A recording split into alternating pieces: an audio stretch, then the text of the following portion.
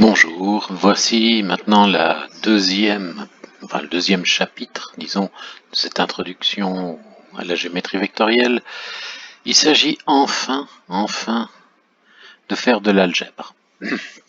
Notre but, donc, c'était, au départ, de partir de la géométrie euclidienne et de résoudre des problèmes de géométrie euclidienne à l'aide de l'algèbre. Mais il faudrait pouvoir faire intervenir l'algèbre, et c'est maintenant qu'on va pouvoir la faire entrer dans la géométrie.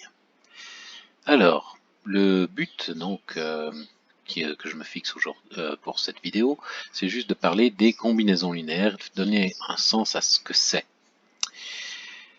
Une combinaison linéaire, ça suppose déjà l'existence d'une famille. Une famille de vecteurs, ici, je l'ai appelé F, c'est un ensemble de vecteurs donnés dans l'ordre, où alors ils sont numérotés.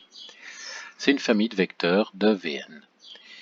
Donc une combinaison linéaire, avec de cette famille, c'est une écriture abstraite de lambda 1, V1, lambda 2, V2, plus lambda 3, V3, etc., etc. C'est-à-dire un scalaire qui agit sur le vecteur V1, plus un scalaire qui agit sur le vecteur V2, plus un scalaire qui agit sur le vecteur V3, etc., etc. Donc, il faut donner un scalaire pour chaque élément de la famille. Donc, les scalaires lambda i ici sont appelés les coefficients de la combinaison linéaire.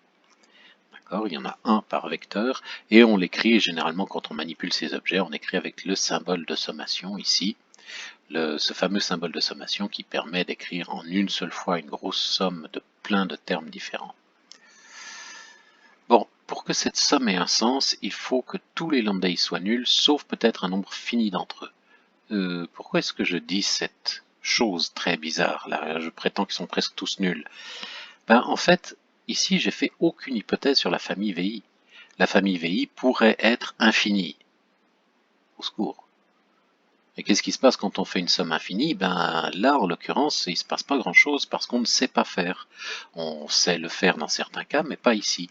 Ici, on n'a pas ici de notion de topologie, de qu'est-ce qui est proche de quoi, vers quoi quelque chose tend, s'approche. On ne peut pas l'utiliser pour le moment, donc on est obligé de se restreindre aux sommes finies. On peut dire que les sommes sont finies, ou on peut dire les sommes sont quelconques, mais la plupart des lambda i sont nuls, juste un nombre fini d'entre eux peut être non nul. Donc ça c'est la première difficulté, mais bon, on passe très vite, donc en gros on imagine toujours que ça c'est une somme finie, quoi qu'il arrive, et il n'y a pas de problème. Puis si jamais c'est pas une somme finie, en gros c'est une somme finie complétée par que des zéros. Maintenant, là, ça apparaît un souci de notation, c'est que donc ceci est une écriture abstraite. En gros, c'est je donne les coefficients associés à chaque vecteur. Donc c'est un objet abstrait, c'est un ensemble de scalaires associés à des vecteurs. Mais la somme formelle, donc qu'est-ce que ça donnerait si on ajoutait véritablement tous ces vecteurs entre eux, avec ces scalaires-là? C'est la somme de la combinaison linéaire, ça on sait faire, puisque en fait elle est finie. Et le problème, c'est qu'elle est notée de la même façon. Voilà. C'est quelque chose qui est très courant en mathématiques. Il n'y a pas qu'ici que ça se passe, il y a aussi la même chose pour les séries, où une série formelle peut être un objet abstrait, et puis parfois avoir une somme concrète, réelle, et puis parfois on parle de ça, parfois on parle de ça. C'est comme, imaginons par exemple qu'on écrive 3 plus 4, alors, est-ce que 3 plus 4 est une écriture abstraite où il y a un 3 et un 4, ou est-ce que 3 plus 4 c'est 7? Des fois, on utilise le fait qu'il y a 3 et 4 dedans, parfois on utilise le fait que c'est égal à 7. Cette version abstraite, c'est plutôt 3 plus 4, et cette version concrète, c'est plutôt 7. Alors, voyons un petit peu avec un exemple ici. Je prends une famille au départ. V1, V2, V3. Alors, je n'ai pas mis les flèches parce que par défaut, GeoGebra ne met pas les flèches. Et j'avais pas envie de passer tout mon temps à réécrire les flèches partout. Donc, on prend ici 3 vecteurs, une famille constituée de 3 vecteurs, V1, V2, V3. Et on va faire une combinaison linéaire de ces vecteurs, c'est-à-dire on va donner des scalaires. Alors je donne ici 3 scalaires, bon ici 1, 1, 1, mais j'aurais pu aussi donner 2, moins 1, allez, moins 1, ça fait moins 1 ça, oui. Moins 1,1 et 3, et ça me donne donc une combinaison linéaire de cette famille. 2 fois V1 plus moins 1,1 fois V2 plus 3 fois V3. Et le résultat de la somme, ben, c'est un vecteur, le voici. Ça, c'est la somme de la combinaison linéaire. La combinaison linéaire, c'est la donnée de ces scalaires associés à chacun des vecteurs de la famille, et la somme, ben, c'est le résultat de cette combinaison linéaire. Alors si je change certains scalaires, vous voyez que le résultat change aussi. Voilà, c'est intéressant en fait que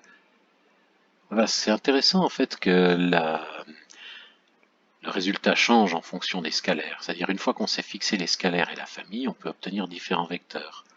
Il y a des vecteurs qu'on peut obtenir de plusieurs façons, par exemple.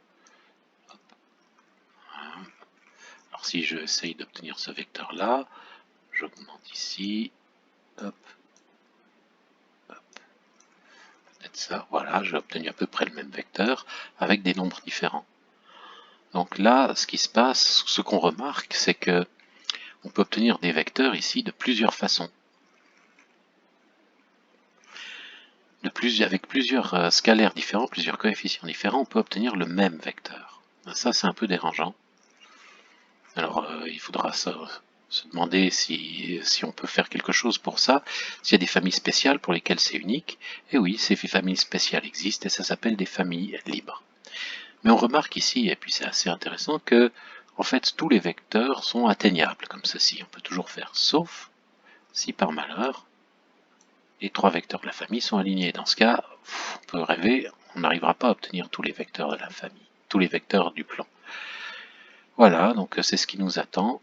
Familles libres, qui auront la propriété de ne pouvoir représenter un vecteur qu'une seule fois, et familles génératrices qui auront la propriété de pouvoir tout représenter. On va distinguer maintenant ces deux types de familles et les étudier, puis plus tard arriver à la notion de base.